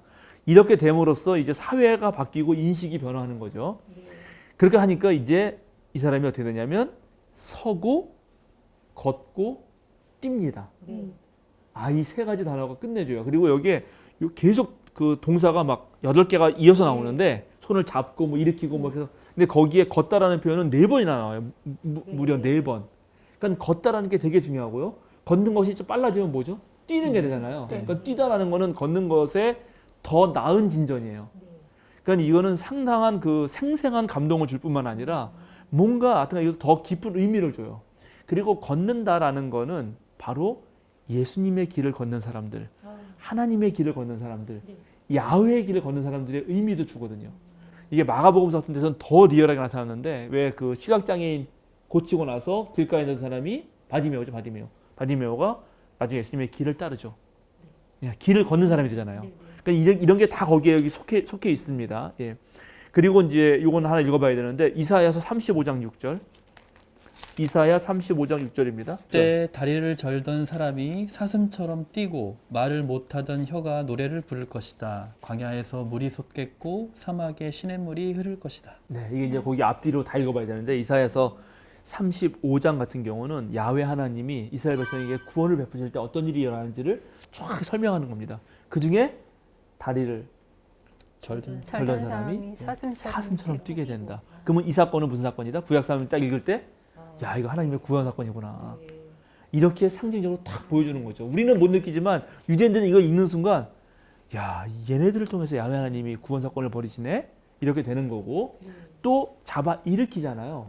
그런데 놀랍게 예수님이 돌아가셨을 때 예수님이 부활하신 장면에서 전부 다 일으켜 세웠다라는 말을 씁니다. 우리말 번역은 전부 다 살리셨다라고 되어 있어. 그게 너무 안타까워요. 근데 원래 번역은 일으켜 세웠다예요. 죽은 자들 가운데서 예수님을 일으켜 세웠다. 그러니까 여기서 손을 잡아 일으켜 세우는 거하고 동일해요. 예수님이 죽음의 문제에서 부활하셔서 생명의 존재가 되셨듯이 이 사람은 사회적으로 죽었잖아요. 우리가 죽는다는 거는 생물학적 죽음만 있는 게 아니에요. 사회적으로도 죽을 수 있고 종교적 파문당하면 종교적으로 죽는 겁니다. 우리 교단이 나를 이단으로 해서 파문시키면 나는 종교적으로 죽는 거예요. 설마. 예, 그런 그런 일이요? 원하는 사람들이 많더라고. 우리 교단 내에는 없지만 외부에서 그런 식으로 사회적 죽음, 생물학적 죽음, 심리적 죽음이 있어요. 실제로 이 사람은 사회적으로, 종교적으로 죽은 사람이죠. 근데 지금 죽은 사람은 일으켜 세우잖아요. 네. 그러니까 이런 일들이 벌어졌다는 걸 기억하셔야 됩니다. 그러니까 이제 이 사람이 얼마나 좋아요. 그래서 하나님을 찬양하죠. 그리고 또 뭘 했죠? 성전으로 들어갔다. 이게 또 끝내주는 거예요. 성전이 그동안 그럼 이 사람을 받아들일 수 있었다 없었다? 안 됐다. 없었다는 거예요. 이게 정확하게는 모르는데 이게 이제 과연 장애인들이 당시에 성전 안에 들어갈 수 있었을까 없었을까는 되게 애매합니다. 안 됐을 것 같아요. 애매한데 확실한 건 있어요. 자 보세요. 레위기 21장 17에서 20절 보시죠. 레위기 21장 17에서 20절. 너는 아론에게 이렇게 말하여라. 대대로 너의 자손 가운데서 몸에 흠이 있는 사람은 하나님께 음식 제물을 바치러 나올 수 없다.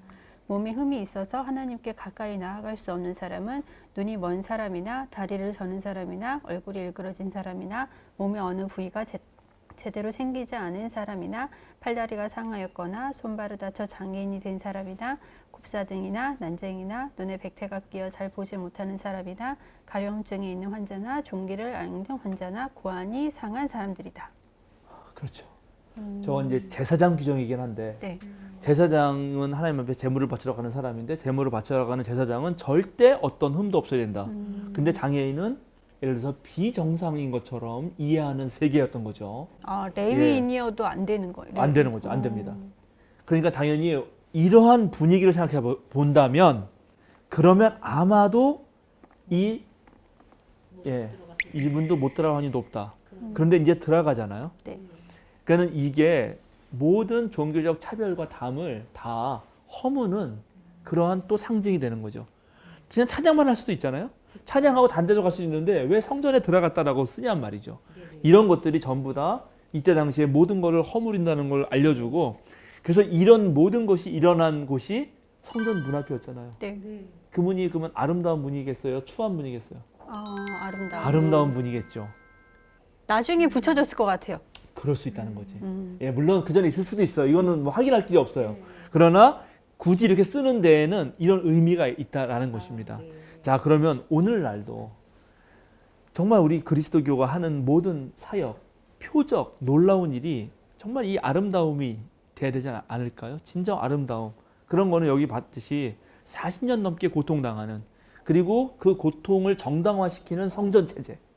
성전 체제는 불완전한 체제죠. 율법 체제. 그렇죠? 사람들을 차별하고 배제시키는 그리고 죄인이라고 낙인 찍는 똑같잖아요. 예수님이 했던 일들이 다 그런 걸 없앴던 거 아니에요? 초기 베드로와 요한도 이 일을 똑같이 하고 있다. 당연히. 그래서 당연히 나사렛 예수 그리스도 이름으로 하는 거예요. 그 일이 똑같이 재현되니까. 궁금한 게요. 네. 8절에 뛰기도 하며 하나님을 찬양하면서 하나님을 찬양했다. 앞에 예수님께서 네. 뭐 눈먼 자를 고쳐주시거나 그랬을 때는 너 증거하기 위해서 제사장을 찾아가라. 뭐 그런 그 제사장을 찾아가라는 얘기는 그거를 보여서 뭐 하나님께 제사를 드리라 이런 의미도 있는 거잖아요. 예, 그 이제 법 규정에 정해져 예, 있어요. 예. 그렇게 하도록. 예. 그래서 공식적인 얘가 병이 나았다. 그래서 더 이상 죄인이 아니다라고 하는 절차를 거쳐야지만 사회로 활용할 수 있거든요. 예, 예. 그러면서 그러면 그 사람들이 당연히 고침을 받았기 때문에 하나님을 찬양할 수 있는데 그건 예수님한테 고침을 받았잖아요. 근데 여기는 베드로가 나사렛 예수 그리스도의 이름으로 이적을 표징을 행했고 근데 이 사람은 하나님을 찬양했단 말이에요. 네, 그렇죠. 예수님을 찬양한 게 아니라 그러네요. 그 좀 네. 이상했어요. 네. 남아있- 아주 좋은 질문이에요. 그러나 이제 이때까지도 여전히 사실은 예수님이 네. 예수님이 하나님인 거죠. 사실은 이제 가면 동일시가 갈수록 되는 건가요? 네네 그죠. 점점점 동일시가 되는 거죠. 그러니까 아직 예수님을 찬양한다 뭐 이런 거보다도 네. 아직은 그래도 하나님. 어떻게 할까요? 그렇죠. 그러니까는 여기서 이 사람이 곧바로 네. 나사렛 예수의 이름을 찬양할 수가 없겠죠. 이거 뭐라 그래야 되나? 우리가 평소에 내가 이제 그러니까 이 사람 지금 이 장애인 이분은 아직 아무도 모르잖아요. 지금 예수님도 모르고 베드로도 누구 모르고 다 네. 모르잖아요. 그저 지금 구걸하는 거예요. 그러나 유대인이라는 상정을 할 수 있겠지. 네. 당연히. 유대인은 하나님만 알잖아요. 네. 그럼 자기가 몸이 고쳐졌어요. 그러면 그때 하나님 찬양하겠죠, 바로. 그리고 이 기록 당시쯤 되면 예수님과 하나님이 거의 동일시되지 않았을까요? 어쨌든 그러니까는 아마 그런데 여기서 또 얘기는 했을 거예요. 얘기는 할 거예요. 아마 이렇게 뭐냐면 베드로한테 고맙다 그러고. 네, 그랬겠죠. 했겠지, 다 했겠지. 네. 그러나 궁극적으로 네. 지금 제가 설명드리고 싶은 건 뭐냐면 예수님의 사역도 하나님의 뜻으로 하는 거죠. 다 전부.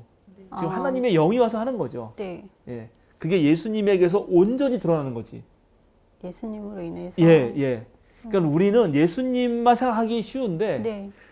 지금 이때 당시든 언제든 지금 이들이 예수님 만났을 때는 하나님의 모든 사역이 예수님을 통해서 드러나는 거예요. 아. 예수님이 하는 게 아니에요. 어떤 면에서는 그걸 이해하시나? 예수님은 가셨고 성령을 보내주신다고 했잖아요. 그 성령도 하나님의 영이죠. 네. 네, 그러니까 헷갈리다. 그 삼위일체론이 과감히 이제 네, 섞여서 예수님이 하나님, 성령님이 하나님, 하나님도 하나님. 우리도 예수님의 아. 이름으로 기도하지만 하나님 아버지라고 부르는 것처럼 평생 뭐 그렇게 되는 거죠. 그러니까 궁극적으로 지금 가장 그 근원의 바탕에 있는 거는 하나님이 유일신이에요. 네. 하나님이 가장 근원에 있는 거예요, 여전히. 그럼 하나님이 다 활동하시는 거예요. 네. 그 하나님이 어떻게 활동하시냐가 중요한데 하나님이 자연을 통해서 활동하실 수도 있고 네. 하나님이 말씀을 통해서 활동하실 수도 있고 하나님이 예언자 선택할 수도 있는데 지금 여기서는 하나님이 누구? 나사렛 예수 그리스도의 이름을 통해서 활약하신 거죠. 아, 그러니까 그렇게. 그걸 받아들인 사람은 하나님을 찬양하는 거죠. 물론 예수님께도 고마워요. 네. 베드로 요한에게도 고마워. 네. 그러나 궁극적으로 하나님을 찬양하는 거죠. 아. 예, 그러니까 하나님은 궁극적 존재예요. 예, 그러니까 하나님을 만날 수도 없고 하나님은 다가갈 수도 없는 존재인데 그걸 만나는 매개자로서는 다양할 수가 있을 텐데 최소한 기독교는 그 매개에 다른 건 다 불완전한데 예수에게서는 온전하다는 거거든. 그래서 나중에 예수님하고 하나님이 구별 안 되는 건데요. 이건 이래서 이제 신학적으로 삼위일체가 나오는 거죠. 그러나 당연히 이 복음서가 쓰여지고 뭐 사도행전이 쓰여지고 성서가 쓰여질 당시에 모든 유대인들과 모든 사람은 당연히 하나님을 찬양하겠죠. 예, 좋습니다. 유대인이 아니라서. 그렇죠. 우리는 그렇게 이해할 수 있어요. 맞아요. 이분이 그 베드로가 선포할 때 앞에 부분을 못 듣고 일어나 걸으시오 그 얘기만 들어서 그랬을 수도 있어요. 예수 그리스도는 낯설어서. 네, 그걸 참 못 듣고 뒤에 일어나라니까 그거에 바로 눈이 번쩍 뜨여가지고 그랬을 수 있을 것 같아요. 그렇게 넘어가시죠. 좋습니다. 오늘도 그래서 우리가 이제 생각을 해봐야 되는 게 그 은과 금도 되게 중요합니다. 필요하죠. 물질 중요한 거예요. 그러나 그 물질을 가지고 궁극적으로 치유해야 될 것은 이 사람 삶 전체이지 단순히 경제적 문제만 해결해 준다. 그것도 뭐 마치 내가 막 돈이 있고 너는 없으니까는 막 하사하는 식으로 막 돈 몇 푼 던져주고 이런 방식은 절대 아니라는 거죠. 예, 지금 여기 나사렛 예수의 이름으로 일어난 일들이 도대체 어떤 일들인지는 다시 생각해 보면 예수님이 하셨던 그 일이 그대로 일어나는 겁니다. 예, 이분이 몸이 온전해진 것뿐만 아니라 사회적 관계도 온전해지고 종교적으로도 이제 해방되고 참된 자유가 되고 마치 죽음에서 부활한 것처럼 됐다. 네. 좋습니다. 네. 어떻게 마무리하면 될까요? 네, 이제 마무리하면 될 것 같습니다. 네. 이렇게 해서 이 일 때문에 또 베드로가 설교하게 됩니다. 그건 다음 주에. 네. 저는 마지막 구절이 되게 재밌었어요. 이런 일들을 본 주변 사람들의 반응이 놀랐으며 이상히 여겼다. 여전히 믿거나 신기하거나 따르지 않고 이런 사람도 있었다. 네. 신기한 일이죠. 정말. 신기하죠. 어떻게 이런 일이 일어났나? 네. 그랬었다. 그렇습니다. 이렇게 백미님이랑 소사님 어떻게 한마디씩 하고 마무리할까요? 저요? 예수님을 가신 다음에 이제 제자들의 이제 활약상이 구체적인 것 같다는 생각이 들었어요. 예수님이 하셨던 어떤 그런 이적들이 아니라 그 사회적인 어떤 변혁을 위한 어떤 그런 행위라고 해야 되나? 그런 부분들을 제자들이 그대로 받아서 하고 있다. 그런 느낌을 받으면서 맞나요? 목사님? 그러면서 그럼 나는 또 뭘 해야 될까요? 눈여겨보시고 네. 친밀하게 오른손을 잡아서 일으켜 세워주시면 됩니다. 아이고야, 너무 어렵네요. 명확하네요. 네, 명확하죠. 네. 수도사님?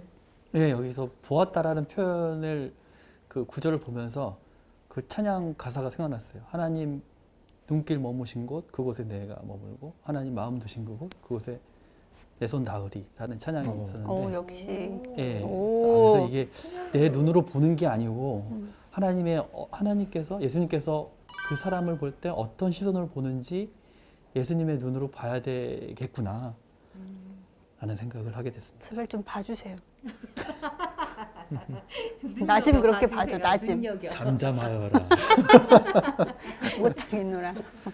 네, 하여튼 뭐 이제 특별히 이분이 장애를 가지고 있어서 장애에 대한 데 좀 좁게 볼 수도 있겠지만 오늘날 이제 그 비장애인 중심 사고가 너무 많기 때문에 그냥 그렇게 생각 안 하고 우리가 잘 보면은 사실은 누구나 장애인을 가지고 있어요. 우리는 다 누구나 장애가 없는 사람은 없습니다. 다 장애가 있어요. 그게 심하냐 심하지 않으냐, 그리고 일상생활에서 불편함을 많이 주냐 적게 주냐 차이만 있을 뿐이고 누구나 취약합니다. vulnerable이라는 말이 있는데 취약성을 가지고 있어요. 그리고 우리는 언제든 잠재적으로 장애를 입을 수가 있어요. 특히 현대사회에서는. 그래서 그런 면에서 전체 문제를 보고 어떻게 우리가 가진 장애가 안 되도록 하는 사회를 만들 것이냐, 차별, 배제, 소외 등등 해서 모든 의료 체제라든가 사회, 경제 체제, 정치 이런 것들이 그런 노력을 함께 여기 고민하게 만들고, 그것이 예수님의 이름으로 초대교회에서 벌어진 일이었다 하는 말씀 드리고 싶네요. 네, 감사합니다. 기도하고 마쳐도 되겠습니까? 네. 네, 기도하겠습니다. 주님, 우리에게 은과 금은 없지만 나사렛 예수 그리스도의 이름으로 일어나 걸으라고 말했던 베드로와 요한을 다시 한번 생각해 보게 됩니다.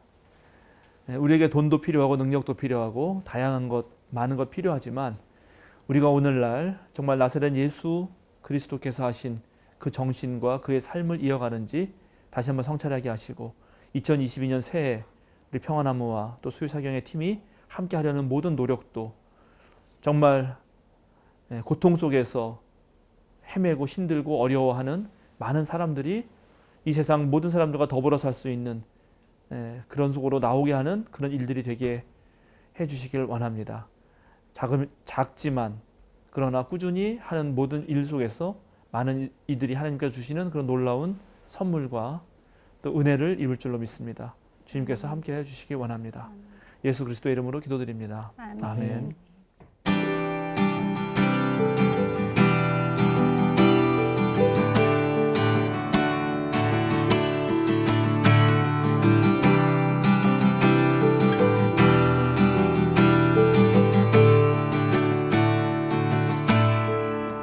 가장 높은 곳에서 가장 낮은 곳으로 찾아오셨네. 날 살리려고 영원한 죽음에서 영원한 생명으로 구원하셨네.